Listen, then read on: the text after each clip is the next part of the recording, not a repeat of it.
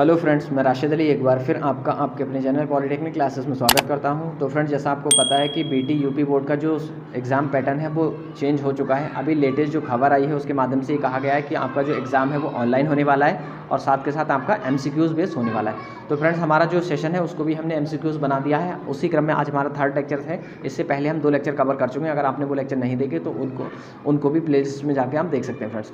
क्योंकि अगर हम बात करें एमसीक्यूज़ बेस्ड क्वेश्चन की तो ये मार्केट में अवेलेबल नहीं है। बहुत सारे बच्चे परेशान हैं, लगभग ऑलमोस्ट सारे ही बच्चे परेशान हैं। तो अगर आप का कोई मित्र किसी दूसरी ब्रांच में या दूसरे सेमेस्टर में या फिर इसी सेमेस्टर में है तो उसके साथ भी आप शेयर कर सकते हैं। क्योंकि हमारे इस चैनल पर first year, second year, final year की इलेक्ट्रिकल, मैकेनिकल और आपकी सिविल और इलेक्ट्रॉनिक्स के सारे ब्रांचेस के सारे सब्जेक्ट को कवर किया जा रहा है। और एग्ज़ाम से पहले विद इन मंथ, इसी महीने में हम सारे सब्जेक्ट को कवर करेंगे एमसीक्यूज़ बेस्ड, और बाद में हम आपकी प्रैक्टिस भी कराएंगे जिससे आपका आप एग्ज़ाम में बहुत अच्छा स्कोर करें। तो फ्रेंड्स, आप इसको शेयर कर दीजिएगा।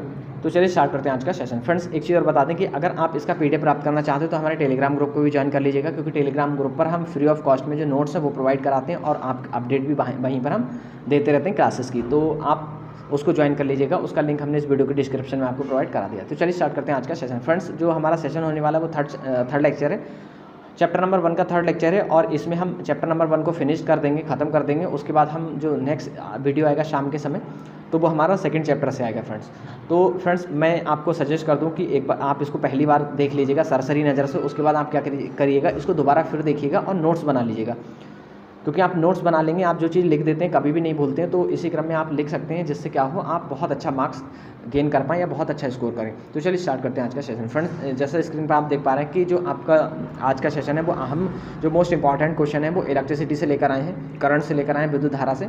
तो पहला क्वेश्चन क्या कह रहा है, एक बार देख लीजिएगा फर्स्ट क्वेश्चन बोल रहा है फ्रेंड्स, एक चल प्रतिरोध R, एक विद्युत स्रोत B वोल्ट से जुड़ा है। यदि प्रतिरोध R का मान बढ़ाया जाता है तो धारा और R मतलब धारा I, और ये है I आपकी धारा I और R का संबंध किस वक्र द्वारा प्रदर्शित किया जाता है। तो फ्रेंड्स, मैं आपको बता दूं, पहले आपको पता है कि जो आपका ओम्स लॉ है, ओम्स लॉ का अगर हम अप्लाई करें तो ओम्स लॉ क्या कहता है, ओम्स लॉ बोलेगा IR।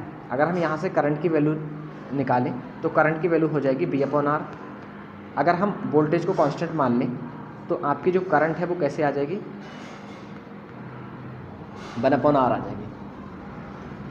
तो अब क्या हो रहा है फ्रेंड्स, यहाँ पर देखिएगा बढ़ाया जा रहा है, किसका मान बढ़ाया जा रहा है, प्रतिरोध का। तो प्रतिरोध अगर बढ़ेगा तो ओवरऑल जो आपकी करंट है वो घटेगी। अब जब करंट घटेगी तो इसमें ऐसा ग्राफ देखिएगा, जो प्रतिरोध तो बढ़ रहा है पर आपकी करंट घट रही है इस चारों में। तो एक बार हम देखते हैं इसको। और फ्रेंड्स, मैं एक चीज़ बता दूं कि एक क्वेश्चन से जितने भी कॉन्सेप्ट उससे बनने वाले हैं मैं सबको यहाँ पर डिस्कस डिटेल में करता हूँ। तो फ्रेंड्स, जो मेरे पॉइंट है उसको भी नोट डाउन करते हुए चलिएगा। जैसे मैंने ये फार्मूला आपको लिखाया और ये कॉन्सेप्ट बताया, तो ये भी आप नोट डाउन कर लीजिएगा जिससे आप एग्जाम में कहीं भी नहीं फंस पाए, है ना।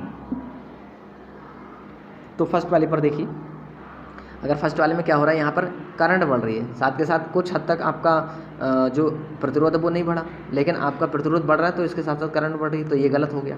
जबकि होना क्या चाहिए, करंट अगर प्रतिरोध बढ़ रहा है तो आपकी करंट की वैल्यू डिक्रीज होना चाहिए। तो अगर इस ग्राफ की बात करें तो यहाँ पर देख लीजिएगा, अगर हम इस वाले पॉइंट की बात करें, एक सेकेंड फ्रेंड्स, इस वाले पॉइंट की बात करें यहाँ पर, तो यहाँ पर प्रतिरोध का मान कम है।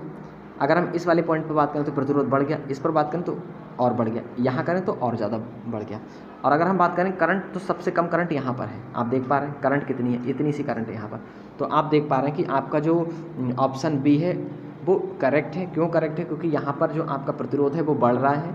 देखिएगा प्रतिरोध बढ़ता हुआ चला जा रहा है। तो प्रतिरोध बढ़ रहा है यहाँ पर ऐसे। तो जब प्रतिरोध ऐसे बढ़ रहा है फ्रेंड्स और करंट क्या हो रही है, करंट घट रही है आपकी, ठीक है। तो ये वाला आंसर आपका ठीक हो गया। Answer b is the right answer of this question. तो नेक्स्ट पर बढ़िएगा, नेक्स्ट देखते हैं फ्रेंड्स, नेक्स्ट में क्या क्या पूछा गया है। फ्रेंड्स, इसका जो एनालिसिस है वो भी हमने आपको साथ में दिया है। तो अगर आप इस एनालिसिस को लिखना चाह रहे हैं तो आप इसको लिख सकते हैं, क्योंकि ये भी इंपॉर्टेंट है ना। तो आप लिख सकते हैं, इसको भी नोट डाउन करते हुए चलिएगा। नेक्स्ट है आपका, दो प्रतिरोध R1 और R2 श्रेणी में जोड़े जाते हैं। बहुत अच्छा क्वेश्चन है, इसको ध्यान से करिएगा। बोला जा रहा है फ्रेंड्स, R1 और R2 श्रेणी क्रम में जोड़े गए हैं तो उसका जो कुल प्रतिरोध है, मतलब तुल्य जो प्रतिरोध है वो है 4.5 ओम। और जब वे समांतर क्रम में जोड़े जाते हैं तो उनका जो तुल्य प्रतिरोध है वो 1 ओम हो जाता है। ऐसी स्थिति में प्रतिरोध का मान क्या होगा? अब निकाल लीजिए प्रतिरोध की, जो प्रतिरोध है R1 R2 उनके मान वो पूछा गया है। तो मान लीजिए पहले में बोल रहा है जब वो श्रेणी में जुड़ा हुआ, तो श्रेणी में क्या होता है R1 + R2 equal to, answer आपका दे रखा है 4.5, पहले के लिए ये हो गया। सेकंड में क्या बोल रहा है? सेकंड में फ्रेंड्स बोल रहा है वो कि जब उनको पैरेलल में जोड़ा जाता है, तो पैरेलल में दो प्रतिरोध को जोड़ा जाता है तो क्या होता है उनका पैरेलल कॉम्बिनेशन, ये होता है, आपको पता है। कितना आ गया फ्रेंड्स? 1 ओम आ गया। अब इसकी वैल्यू आपको दे रखी है, ये देखिए 4.5। तो अगर आप R2 R1 की अगर वैल्यू निकालते हो तो 1 × ये जो अपॉन में यहाँ पर हम क्या रखते हैं, इसको मैं एक बार रफ कर रहा हूँ फिर मैं बता रहा हूँ। जैसे फ्रेंड्स यहाँ पर आप क्या रख दोगे इसके अपॉन में, इसके अपॉन में वैल्यू आ जाएगी आपकी 4.5। अब यहाँ से अगर आप क्रॉस मल्टीप्लाई करोगे तो इससे इसकी मल्टीप्लाई हो जाएगी, तो कितना आ जाएगा 4.5। तो आपका फाइनली जो आंसर है वो इतना आ गया, R1 R2 का मान, R1 R2 का मान इतना आ गया, R1 + R2 का भी मान इतना आ गया। अब आप क्या करो, आप इसको सिंप्लीफाई कर लो, hit and trial method use कर लो। अगर हिट एंड ट्रायल मेथड नहीं यूज़ करो तो ये वाला यूज़ कर लो, इसका होल स्क्वायर बना लो, a + b का होल स्क्वायर बना दो फ्रेंड्स, प्लस 2R1 और R2। यहाँ से इसकी वैल्यू आपको दे रखी है फ्रेंड्स, इसकी वैल्यू कितनी दे रखी है, जो 4.5 थी उसको निकाल लेंगे आप, और इसका मान क्या है, इसका मान ये है। तो इससे आप कर लीजिएगा, और अगर नहीं कर पा रहे तो मुझको टेलीग्राम ग्रुप पर बता दीजिएगा, क्योंकि बहुत सारे बच्चे अपनी क्वेरी पूछते रहते हैं तो मैं उनको जवाब ज़रूर देता हूँ। तो अगर आप इसको नहीं कर पा रहे तो आप बता दीजिएगा, मैं टेलीग्राम ग्रुप पर आपको उसका जवाब दे दूँगा, ठीक है। आई थिंक हो जाएगा फ्रेंड्स, बस आप दोनों फार्मूले को नोट अच्छे से कर लीजिएगा। तो जो भी आंसर होगा आपका इनमें से आप उसको चूज़ कर लेंगे फ्रेंड्स, ठीक है। तो आई थिंक इसका आंसर डी वाला ठीक है, करेक्ट है। तो आप इसको बहुत ध्यान से करेक्ट कैलकुलेट कीजिएगा। चलिए नेक्स्ट पर बढ़ते हैं। नेक्स्ट क्वेश्चन क्या बोल रहा है, नेक्स्ट क्वेश्चन देखिएगा फ्रेंड्स। नेक्स्ट में बोला गया है एक चालक जिसका प्रतिरोध R है, खींचकर उसकी लंबाई दोगुनी कर दी जाती है या दूना कर दिया जाता है, तो नए चालक का अब प्रतिरोध कितना होगा? तो पहले कितना था फ्रेंड्स, उसका जो प्रतिरोध था वो R था पहले, बाद में क्या किया 2R कर दिया। तो ये बोल रहा है कि नए प्रतिरोध का मतलब नया प्रतिरोध कितना होगा। तो मान लीजिए इसको हम कैसे करेंगे, इसको हम ऐसे करेंगे फ्रेंड्स, पहले जो पहले जो प्रतिरोध था वो R था, बाद में क्या हुआ उसको खींचकर 2R कर दिया, ठीक है। अब फार्मूला आपको पता है, फार्मूला क्या होता है, एक प्रतिरोध सेम मटेरियल होता है तो सेम मटेरियल का जो रजिस्टिविटी होती है, विशिष्ट प्रतिरोध होता है वो सेम होता है। अब इसका फार्मूला पुट कर दीजिएगा, R1A1 upon L1 equal to R2A2 upon L2, ये हो गया। अब आप क्या करेंगे, यहाँ पर इसको क्रॉस मल्टीप्लाई कर लीजिएगा। क्रॉस मल्टीप्लाई जब आप करेंगे तो इसकी जो भी वैल्यू आएगी तो उससे कैलकुलेट कर लीजिएगा। यहाँ पर आप वैल्यू पुट करेंगे तो वैल्यू पुट करने के बाद आपका जो आंसर है वो आ जाएगा आपका 4 गुना, मतलब 4 टाइम्स हो जाएगा आपके जो प्रतिरोध है उसका।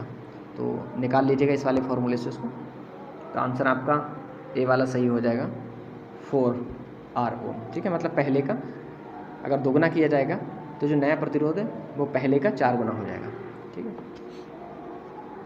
नेक्स्ट क्वेश्चन, फोर्थ क्वेश्चन की बात करें तो फोर्थ क्वेश्चन है फ्रेंड्स आपका, फोर्थ क्वेश्चन बोल रहा है, हाँ इसी थर्ड क्वेश्चन में वो ऐसे भी पूछ सकता है फ्रेंड्स, इसी को मैं बता दूं और कैसे पूछ लेगा, और ऐसे भी पूछ सकता है कि रो का मान दे रखा हो कुछ और प्रतिरोध दे रखा हो, या फिर ए दे रखा हो, इसको हटाएं पहले, और एरिया दे रखा हो और लेंथ दे रखी हो, तो बोले कि आपका आर का मान कितना होगा। तब भी आप इसी फॉर्मूले को यूज़ करोगे, रो बराबर RA अपॉन L, सारी वैल्यू यहाँ पर पुट करा दोगे और L का आप R का आप मान निकाल दोगे फ्रेंड्स। तो अगर नेक्स्ट क्वेश्चन की बात करें तो नेक्स्ट क्वेश्चन देख लीजिएगा, the most serious result of a major uncleared short circuit fault could be, कहने का मतलब ये है कि जो आपका शॉर्ट सर्किट करंट है अगर उसको ठीक नहीं किया तो क्या हो सकता है। तो हिंदी में एक बार देख लीजिएगा, हिंदी में क्या बोला जा रहा है, हिंदी में बोला जा रहा है ठीक ना किए गए शॉर्ट सर्किट का सबसे गंभीर परिणाम क्या होगा, मतलब क्या रिजल्ट निकलेगा। तो आपको पता है अगर शॉर्ट सर्किट होता है तो हाई अमाउंट में करंट फ्लो होती है, जब हाई अमाउंट में करंट फ्लो होगी तो वहाँ पर क्या होगा, आग लगने के चांसेस बढ़ जाएंगे, तो वहाँ पर आग लग जाएगी, फायरिंग होना शुरू हो जाएगी। ठीक है, तो अगर हम शॉर्ट सर्किट को ठीक नहीं करते हैं तो आग लगने के चांसेस बढ़ जाते हैं, आग लग जाती है बहुत खतरनाक तरीके से। ठीक है, नेक्स्ट क्वेश्चन की बात करें फ्रेंड्स, नेक्स्ट है आपका electric field intensity is a quantity of, विद्युत क्षेत्र की तीव्रता एक राशि है, तो कौन सी राशि है ये बताना है आपको। तो अगर हम बात करें विद्युत क्षेत्र की तीव्रता कौन सी राशि है, तो आपको पता है विद्युत क्षेत्र की तीव्रता एक सदिश राशि है, वेक्टर क्वांटिटी है। तो इसका आंसर कौन सा ठीक हो जाएगा फ्रेंड्स, इसका आंसर ठीक हो जाएगा आपका जो सेकंड वाला है वो वेक्टर। ठीक है, आंसर बी वाला आपका करेक्ट हो जाएगा, क्योंकि आपको पता है जो विद्युत क्षेत्र की तीव्रता है वो आपकी सदिश क्वांटिटी है। ठीक है, अब दूसरा ये भी पूछ सकता है कि इसका मात्रक क्या होता है, तो विद्युत क्षेत्र की तीव्रता का जो मात्रक होता है वो होता है न्यूटन प्रति कूलाम। फ्रेंड्स, इसका जो मात्रक होता है वो होता है न्यूटन प्रति कूलाम। और दूसरे मात्रक की बात करें तो दूसरा मात्रक होता है वोल्ट प्रति मीटर। ठीक है, तो ये इसके इतने मात्रक हो गए फ्रेंड्स, जो भी दे रखा होगा उसको आप क्या करोगे, पॉइंट आउट कर लोगे। नेक्स्ट पर आ जाइए 6 वाले पर, ये 5th था फ्रेंड्स, ये वाला 5वां है।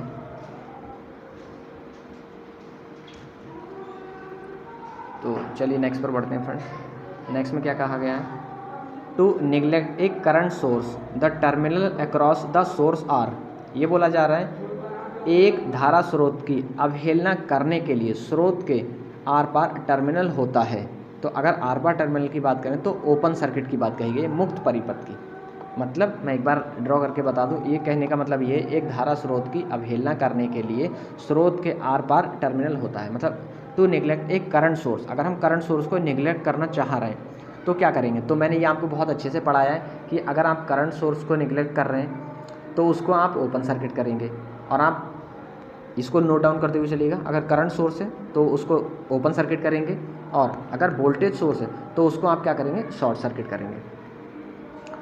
ओपन सर्किट करेंगे किसके लिए, अगर करंट सोर्स है, और शॉर्ट सर्किट किसके लिए करेंगे, एक सेकेंड, ओपन सर्किट OC आपके लिए करंट सोर्स के लिए, और SC आपके वोल्टेज सोर्स के लिए। तो जो भी होगा आप उसके अकॉर्डिंग क्या करेंगे, वो अपने उसको चेंज कर लेंगे कि अगर OC है, ओपन सर्किट करंट है, तो आप मतलब अगर आपको जो करंट सोर्स है उसको निगलेक्ट करना है तो ओपन सर्किट बना देंगे, और वोल्टेज सोर्स को निगलेक्ट करना है तो आप उसको शॉर्ट सर्किट बना देंगे। अब आप इसमें से अपना एग्जाम जो भी आपका ऑप्शन है उसको चूज़ कर लीजिएगा। तो option A is the right answer of this question. क्यों, क्योंकि बोला गया है कि ओपन सर्किट उसको करते हैं धारा स्रोत को की अवहेलना करने के लिए या उसको निगलेक्ट करने के लिए। ठीक है, तो यहाँ पर देखिएगा एक धारा स्रोत की अवहेलना करने के लिए स्रोत को आर पार ओपन सर्किट किया जाता है, तो आप इसको भी नोट डाउन करते हुए चलिएगा।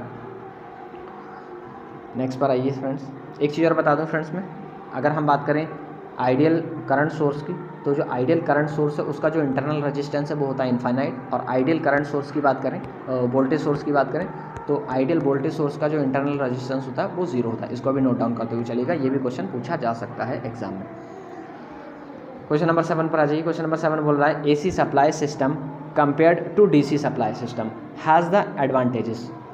DC आपूर्ति तंत्र की तुलना में AC आपूर्ति तंत्र में लाभ है कि, तो लाभ बताना है आपको कि क्या लाभ है।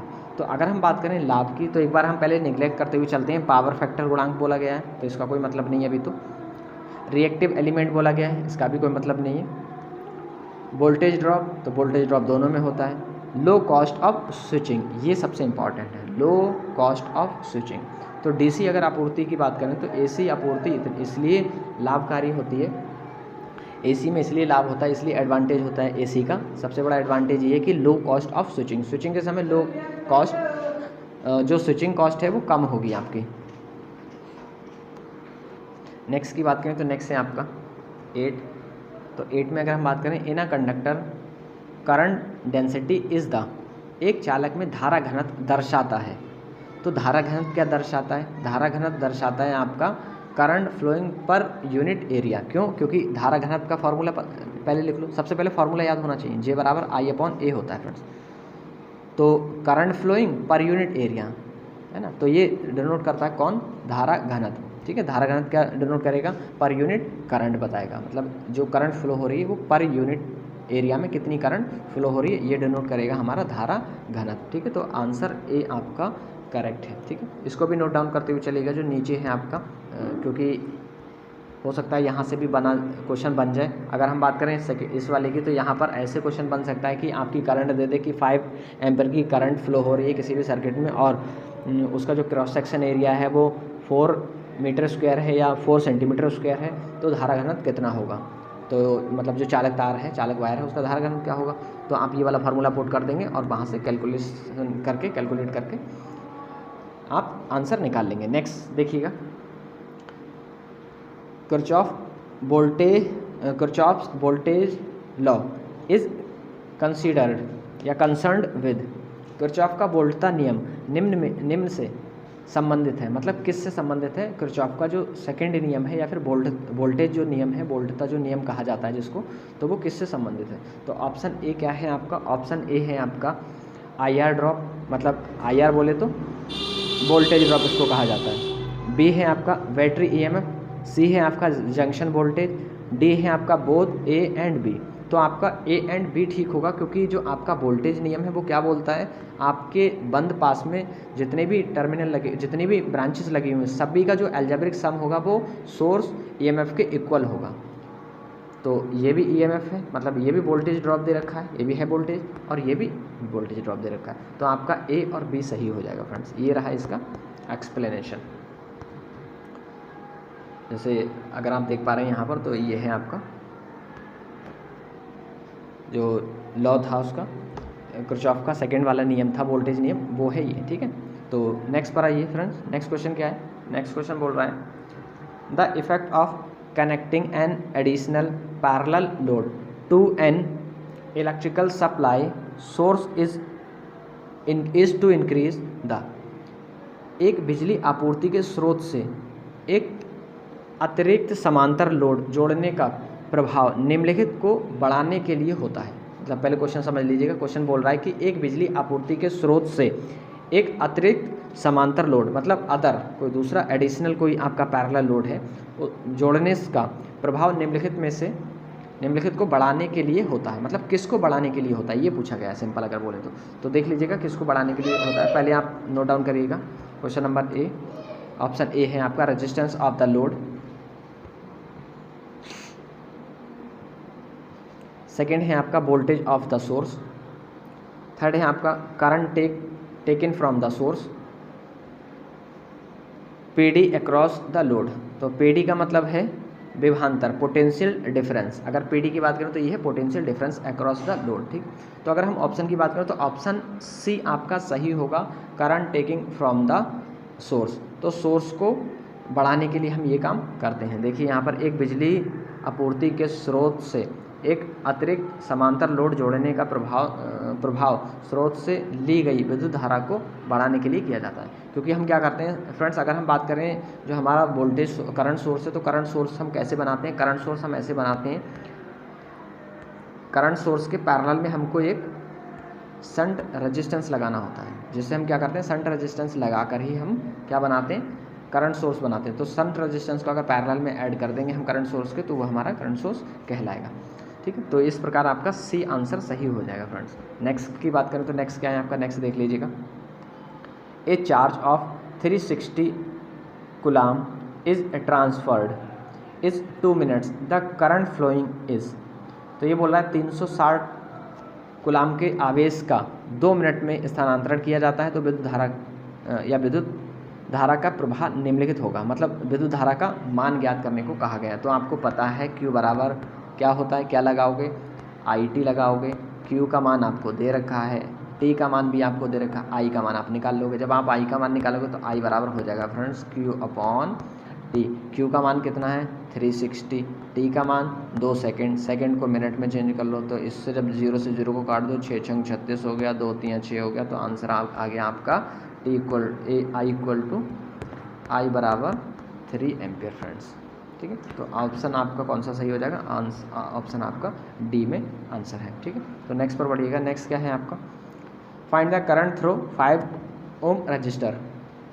तो करंट बोला गया कि 5 ओम प्रतिरोध के में प्रवाहित धारा का मान ज्ञात कीजिए। तो इसको 2 तरह से निकाल सकते हैं। पहले तो ये निकाल लो कि पहले तो सिंपल तरीके से ही निकालो फ्रेंड्स, सिंपल मेथड से ही मैं बताऊंगा आपको। आप क्या करोगे, पहले इसका टोटल वोल्टेज निकाल लो। तो टोटल वोल्टेज निकालने के लिए आपको ये पता होना चाहिए किस में कनेक्टेड है, तो ये पैरेलल में कनेक्टेड है। अब पैरेलल की अगर हम कंडीशन की बात करें तो पैरेलल कनेक्शन का कैसे निकालोगे, इक्विवेलेंट रेजिस्टेंस, मैं एक बार फार्मूला बता दूँ, R1 R2 upon R1 plus R2, है ना, यही है उसका इक्विवेलेंट रेजिस्टेंस निकालोगे। तो R1 2 है, R2 आपका 5 है, तो सारी वैल्यू यहाँ पुट करो, 2 × 5 अपॉन 2 + 5 कितना हो जाएगा, 7 हो जाएगा, ऊपर 10/7, इससे इसको भाग कर दो, जो भी आएगा या इतना ही छोड़ दो, ये आ गया आपका इक्विवेलेंट रेजिस्टेंस। अब आप क्या करोगे, वोल्टेज निकालोगे। वोल्टेज कैसे निकालते हैं, IR, करंट कितनी है आपकी 10, ये है, देख पा रहे हैं आप, और जो आपका प्रतिरोध आया था वो आया था आपका 10/7। अब इसको आप गुणा करेंगे तो आएगा 100/7, ये आ गया आपका वोल्टेज, इतना वोल्ट आ गया, वोल्टेज आ गया। अब आप क्या करोगे, आपको पता है जो वोल्टेज होता है उसी के इसके अक्रॉस होता है वोल्टेज, है ना, तो इसके अक्रॉस वोल्टेज अगर आपको निकालना है, अगर इसमें धारा निकालना है तो यहाँ के इसके अक्रॉस वोल्टेज कितना है, 100/7 हो गया, और इसका जो रेजिस्टेंस है वो 5 हो गया। करंट आप आसानी से निकाल सकते हैं, B/R, B का मान है आपका 100/7, R का मान हो गया 5। इसको जब आप काटेंगे तो जो भी आंसर होगा वो आप इसको निकाल लीजिए, ऊपर होगा 7, नीचे होगा ऊपर होगा 100, नीचे होगा 7 × 5 से इसको काटोगे तो यहाँ 20 आ जाएगा, 20/7 आंसर आ जाएगा। 7 से इसको आप भाग दे दोगे तो कितना आएगा, 7 दूनी 14, तो 2 पॉइंट समथिंग आएगा। तो जो भी आंसर आए, 1 सेकेंड, 2 दूनी 2, हाँ 2 चौक 5 दूनी 10, ठीक है, जो भी आंसर आए वो कमेंट बॉक्स में बताना है आपको। 2 पॉइंट कुछ आएगा तो 2.1 ही है आपका ये वाला, बी वाले में। तो ऐसे भी आप नेगलेक्ट कर सकते हैं, 2 पॉइंट कुछ आ रहा है तो 2 एक ही में है ना, तो ऐसे भी आप टिक कर सकते हैं उसको आसानी से, क्योंकि स्पीड आपको वहाँ चाहिए, क्योंकि आपको पता है फ्रेंड्स कि जब एग्ज़ाम MCQs होते हैं तो वहाँ पर स्पीड की रिक्वायरमेंट होती है, जितनी ज़्यादा स्पीड होगी उतने आप ज़्यादा आंसर कर ले जाओगे और बहुत स्पीड से आप कर लोगे, जिससे क्या होगा कि आपको दोबारा फिर से मौका मिल सकता है एक बार फिर उसको देखने का, कि कहीं कोई क्वेश्चन गलत तो नहीं हुआ या फिर कोई ऐसा क्वेश्चन छूट गया हो। जल्दी में क्या होता है फ्रेंड्स, माइंड से स्लिप हो जाते हैं कई क्वेश्चन, जब आप दोबारा करते हो तो वो याद आ जाते हैं, तो इसलिए आपको बहुत स्पीड से करना है। तो नेक्स्ट बोला गया फ्रेंड्स, नीचे दिए गए चित्र में परिपथ में 1 ओम प्रतिरोध में फ्लो होने वाली धारा I का मान ज्ञात करना है। तो आपको इसमें धारा का मान ज्ञात करना है। इसको 2 तरह से मैं बता रहा हूँ आपको। पहला तो मैं ये बता रहा हूँ फ्रेंड्स, यहाँ पर किसी प्रकार का प्रतिरोध नहीं है, तो जो धारा है, धारा कितनी, 5 एम्पियर है, तो पूरी 5 एम्पियर आपकी डायरेक्टली किससे फ्लो हो जाएगी, आपके प्रतिरोध से। तो ज़्यादा कैलकुलेट करने की कोई ज़रूरत ही नहीं थी, डायरेक्ट आपका आंसर आ रहा है 5, ठीक है। और अगर आपको कैलकुलेट करने का शौक है तो कर लीजिएगा। जब आप कैलकुलेट करोगे तो आपको पता है कि इसके अक्रॉस कितना वोल्टेज है, इसके अक्रॉस 5 वोल्ट है, तो लगा लीजिए फार्मूला, I = B/R। वोल्टेज कितना है इसके अक्रॉस 5, R कितना है 1 से भाग करोगे तब भी 5 ही आने वाला, तो ऐसे भी कर लीजिएगा, ठीक है। नेक्स्ट पर बढ़िए।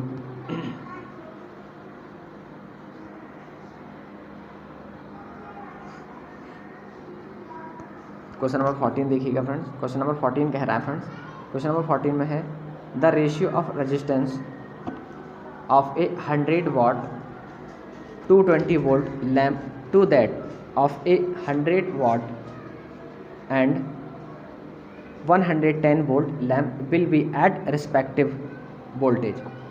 तो अगर हिंदी की बात करें तो हिंदी में देख लीजिए, एक 100 वाट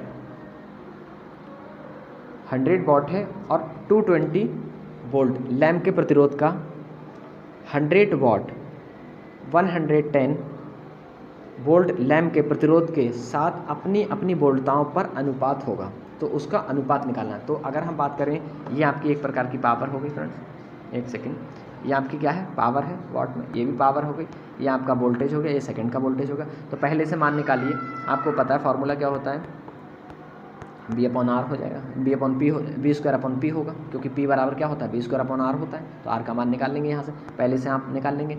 अब B का मान कितना है 220, B का मान है फ्रेंड्स 220 और बटे में किसका कितना है 100, तो यहाँ से जब आप निकालेंगे तो आंसर आ जाएगा, तो आपका जो R1 आ जाएगा, आपका R1 आ रहा है आपका, ऊपर कितना था B², 1 सेकेंड, B को 2 बार रखेंगे ना फ्रेंड्स, रख लीजिए, R1 बराबर B²/W था ना, तो B² 2 बार रखेंगे, 220 × 220/100, तो 0 0 0 0 से 0, 22 की बात से मल्टीप्लाई करेंगे तो आएगा 484, ठीक है, इतना आ गया फ्रेंड्स 484। तो ये तो आ गया आपका R1 की वैल्यू। अब R2 की निकालो, R2 का कैसे निकालेंगे, R2 का फिर वही करेंगे, B², तो B को 2 बार लिख लीजिए,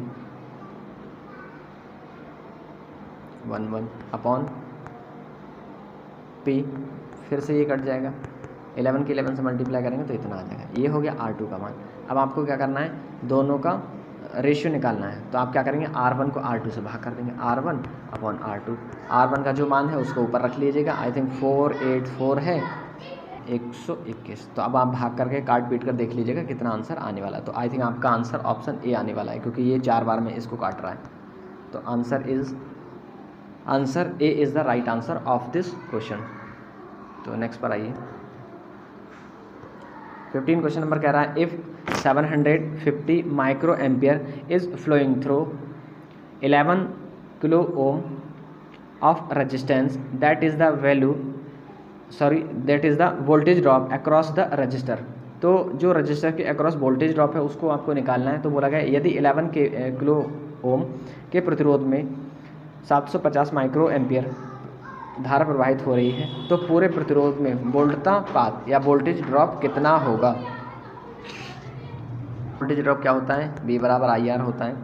I का मान कितना है, I का मान है 750 माइक्रो एम्पियर है। माइक्रो एम्पियर को एम्पियर में कन्वर्ट कर लो, माइक्रो को करेंगे तो 10 की पावर -6 हो जाएगा, इंटू R का मान है आपके पास 11 किलो है, तो किलो को आप ओम में चेंज कर लो, तो 10⁻³ से गुणा कर लेंगे। तो जो भी आंसर आएगा वो आंसर आप कैलकुलेट करेंगे कितना आएगा। तो जो आपका I है उसका मान होगा इतना, इंटू R का मान आपका इतना होगा। आप 11 से आप इसकी मल्टीप्लाई कर लेंगे और इसमें से इसको घटा लेंगे तो आएगा आपके पास 75 × 11, 1 0 ये है, 3 0 ये, 4 हो जाएंगे, 4 6 में से घटा दो 4 को, तो -2 बचेंगे। अब इसकी आप मल्टीप्लाई कर लेंगे और इंटू 10⁻²में अगर है तो ठीक है, नहीं तो फिर आप पॉइंट में लगा देंगे, है ना। जो भी आंसर आएगा तो वो आंसर हो जाएगा। अगर आप ऐसे ही मल्टीप्लाई कर रहे हैं किसकी, 75 की 11 से आप मल्टीप्लाई करेंगे तो आ जाएगा आपका 5 5 5 7, इसको ऐड कर लो, 5 12 8, और अपॉन में कितना था, 100 था, 2 से पॉइंट लगा देंगे तो कितना आ जाएगा, 8.25 आ जाएगा। आंसर इज़ बी, तो बी आंसर हो जाएगा आपका। नेक्स्ट पर आइए, a resistor is connected across a 50 volt source, the current is in the resistor if the colour code is red orange silver is. तो वो ये पूछना चाह रहा है कि कलर कोडिंग अगर है आपकी, एक प्रतिरोधक 50 वोल्ट स्रोत से आर पार जोड़ा हुआ है, यदि रंग का कोड लाल नारंगी सिल्वर है तो प्रतिरोध में कितना करंट होगा, या करंट की वैल्यू को ज्ञात करना है। तो पहले तो हम क्या करेंगे, जो वैल्यू है रेड और ऑरेंज के लिए कुछ कलर कोडिंग होती है फ्रेंड्स, तो कलर कोडिंग पहले हम जान लेते हैं। तो देखिए यहाँ पर कलर कोडिंग रेड के लिए 2 होगी, ऑरेंज के लिए 3 होती है, और 2 बार ऑरेंज है तो 3 हो गई। अब हम जब इसको ऐड करेंगे तो कितना आ जाएगा हमारा, ये वाला हमारा यूनिट डिजिट होती है, ये वाला सेकंड हमारा होगा, और ये हमारी पावर हो जाती है। तो अब ये क्या होगा, 23 × 10⁻³ हो गई, थर्ड वाली जो हमारी लेयर होती है। तो कलर कोडिंग तो इतना आ गया। अब आप क्या करोगे, यहाँ आप पर रेजिस्टेंस इतना आ गया, आपके पास वोल्टेज है, तो अगेन आप करोगे I बराबर B/R। B का मान आपका 50 हो गया, R का मान आपका ये है, जब आप मल्टीप्लाई करोगे डिवाइड करोगे तो आ जाएगा 2.2 मिली एम्पियर। ठीक है, तो नेक्स्ट पर बढ़ते हैं फ्रेंड्स। नेक्स्ट है आपका 17, क्वेश्चन नंबर 17 क्या बोल रहे हैं इसको देख लीजिए। एक प्रेरक में विद्युत धारा का मान कुंजी बंद करने से तुरंत पहले IL 0 और तुरंत बाद IL +0 है, तब आपको बताना है कि क्या सही होगा। तो हमेशा ये दोनों ही कंडीशन इक्वल होंगे फ्रेंड्स, क्योंकि इसमें कोई किसी प्रकार का कोई परिवर्तन नहीं होगा। जितना खोलने से पहले हमारा जो स्विच था उसको ऑन करने से पहले था, उतना ही उसके बाद होगी करंट, कोई फ़र्क नहीं पड़ना, तो दोनों इक्वल होंगे करंट्स। ठीक है, जैसे यहाँ पर देख पा रहे हैं, बहुत अच्छा सा इसका एक्सप्लेनेशन दे रखा है। दोनों कंडीशन में क्लोज स्विच एक दूसरे से बराबर होंगे, है लिखा हुआ, क्योंकि इंडिकेटर इनिशियल 0 के लिए स्विच क्लोज करने में इंडक्टर ओपन सर्किट की तरह व्यवहार करने लगता है। ठीक है, ओपन सर्किट हो जाएगा, जब ओपन सर्किट हो जाएगा तो किसी प्रकार की करंट वहाँ फ्लो नहीं होगी। जब करंट फ्लो नहीं होगी तो दोनों करंट क्या होंगी फ्रेंड्स, इक्वल हो जाएंगे। नेक्स्ट पर देखिएगा, नेक्स्ट है आपका 18, क्वेश्चन नंबर 18 है, in the case of DC current, DC current की स्थिति में बताना है कि क्या होता है। तो आपको पता है कि जो आपकी DC है, पहले मैं आपको बता दूं AC DC में क्या अंतर है। सबसे बड़ा अंतर ये है कि जो DC है वो करंट अपनी जो डायरेक्शन है उसको परिवर्तित नहीं करती है, मतलब समय के साथ दिशा को परिवर्तित नहीं करती है, एक ही दिशा में वो फ्लो होती रहती है। अगर एसी की बात करें तो एसी क्या करती है, अपनी समय के साथ अपनी दिशा को बदलती रहती है। तो अगर हम सिंबल की बात करें तो ये है हमारा डीसी का सिंबल, फिक्स है, इसकी जो मैग्नीट्यूड है वो भी फिक्स है, इसका कांस्टेंट है, देखिएगा कोई भी दिशा नहीं चेंज हो रहा है। पर अगर एसी की बात करें तो एसी क्या करती है, समय के साथ अपनी दिशा को परिवर्तित करती है। ये प्लस हो गई, ये माइनस हो गई, ये प्लस हो गई, ये माइनस, ये ऊपर वाली आपकी पॉजिटिव हाफ साइकिल, नीचे वाली minus half cycle, positive half cycle minus negative half cycle, ठीक है। तो ये है आपका एसी का सिंबल, ये हो गया आपका डीसी का सिंबल, ठीक है। तो अब मैग्नीट्यूड उसका क्या होगा, देखिए यहाँ पर पहले वाले में ही आंसर आपको नज़र आ रहा है, magnitude and direction of current remains constant. तो जो करंट है उसकी डायरेक्शन और मैग्नीट्यूड दोनों ही कांस्टेंट रहेंगे। मैंने आपको बताया अगर इधर चल रही तो इधर ही चलती रहेगी, तो मैग्नीट्यूड जितना है उतना ही रहना, देखिएगा कांस्टेंट है, डायरेक्शन भी उसकी कांस्टेंट है, ठीक है। तो ये वाला आंसर आपका सही हो जाएगा, ए वाला। देखिएगा ये है इसका सिंबल, मैं आपको बता ही चुका हूँ। 19 पर आ जाइए। Find the average current flow in the wire, तार में प्रवाहित होने वाली विद्युत धारा का औसत मान ज्ञात कीजिए। औसत मान ज्ञात करने के लिए मैं आपको पहले तो इसका डाटा देख लेते हैं, फिर उस पर मैं आपको बताऊंगा थोड़ा सा। देखिए यहाँ पर कुछ दे रखा है, तो दे रखा है total elements draft across selection पर सेकेंड 10⁻20, कुल इलेक्ट्रॉनों की इलेक्ट्रॉन प्रति सेकेंड 10⁻20, मतलब जो इलेक्ट्रॉन की संख्या है वो है ये आपकी, जो ये ऊपर वाली दे रखी है वो इलेक्ट्रॉन की ड्रिफ्ट अक्रॉस है, मतलब इलेक्ट्रॉनों की अनुगमन वेग है, भार के बराबर है संख्या उसकी। अब कैसे आप इसको निकालोगे, तो देखिएगा इसका फॉर्मूला है इलेक्ट्रॉन पर सेकंड कितना हो गया, ये इलेक्ट्रॉन पर सेकंड का वैल्यू है इतनी 10⁻20 इलेक्ट्रॉन पर सेकंड हो रहा है। एक सेकंड में 10⁻20 इलेक्ट्रॉन फ्लो कर रहे हैं, इसका मतलब ये है। तो अगर बात करें एक सेकंड की, टी सेकंड, अगर टी हम एक सेकंड ले लें तो आपका जो क्यू है वो क्या होता है, आई टी होता है। तो क्यू किसके बराबर हो जाएगा, जस्ट आई के बराबर हो जाएगा। अब क्यू आप यहाँ से निकाल सकते हैं, क्यू निकाल लीजिए यहाँ से, क्यू बराबर क्या होगा, इस वाले, वहाँ से नहीं, यहाँ से, अभी ये इस वाले फार्मूले से, क्यू बराबर एन ई से। एक सेकंड मैं इसको रफ कर रहा हूँ फ्रेंड्स, फिर बता रहा हूँ। देखिएगा यहाँ से आप निकाल सकते हैं, यहाँ से आप Q की वैल्यू निकाल सकते हैं। जब आप Q की वैल्यू निकाल सकते हैं तो इस वैल्यू को यहाँ पर पुट कर सकते हैं आप, और फिर यहाँ से आपका करंट की वैल्यू आ जाएगी फ्रेंड्स। तो आपने क्या किया, यहाँ पर आपने जो NE है, Q बराबर NE था, उससे आपने Q की वैल्यू फाइंड कर ली। यहाँ से Q बराबर NE था, N का मान E आ गया, और जो आपके E है ये इलेक्ट्रॉन का चार्ज है। 1 पॉइंट इलेक्ट्रॉन पर कितना आवेश होता है ये पूछा जा सकता है फ्रेंड्स, इसको भी नोट डाउन करिएगा। 10⁻−19 हो गया, है ना।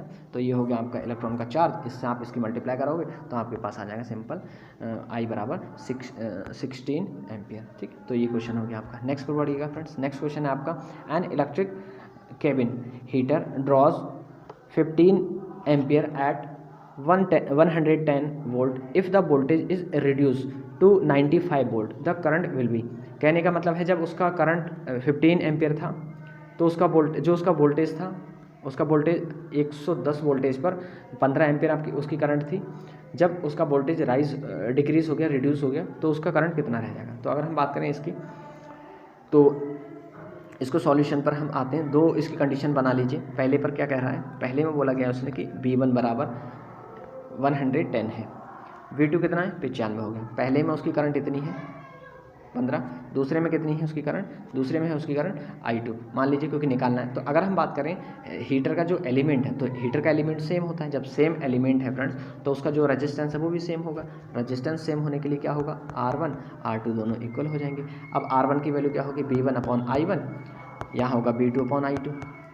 अब वैल्यू पुट कर दो, वैल्यू पुट करेंगे, V1 की वैल्यू कितनी है और V2 की वैल्यू कितनी है 95, I2 की वैल्यू कितनी है, I2 की वैल्यू है 15, I1 की वैल्यू 15, I2 की वैल्यू है, I2 निकालना है हाँ। तो आप क्रॉस मल्टीप्लाई कर दीजिएगा। जब आप क्रॉस मल्टीप्लाई करेंगे तो I की वैल्यू कितनी आ जाएगी, I2 बराबर 110 × 15/95। आप इसको काट लीजिएगा। आप इसको जब कट करेंगे तो आपके पास जो भी ऑप्शन होगा वो ऑप्शन आ जाएगा, आपके पास 13 आ जाएगा, ठीक है। तो ये ऑप्शन था। तो फ्रेंड्स कैसे लगे आपको क्वेश्चन बता दीजिएगा कमेंट करके। अगर आपको कोई और भी चाहिए, आपका कोई मित्र किसी दूसरी ब्रांच में तो उसके भी साथ शेयर कर दीजिएगा, क्योंकि इस समय पर जो MCQs हैं वो मिलना बहुत मुश्किल है, टेढ़ी खीर हो गई फ्रेंड्स। तो आप इसको जरूर शेयर कर दीजिएगा। अब नेक्स्ट सेशन में मिलेंगे नेक्स्ट चैप्टर के साथ। जब तक के लिए bye bye, take care, thanks for watching.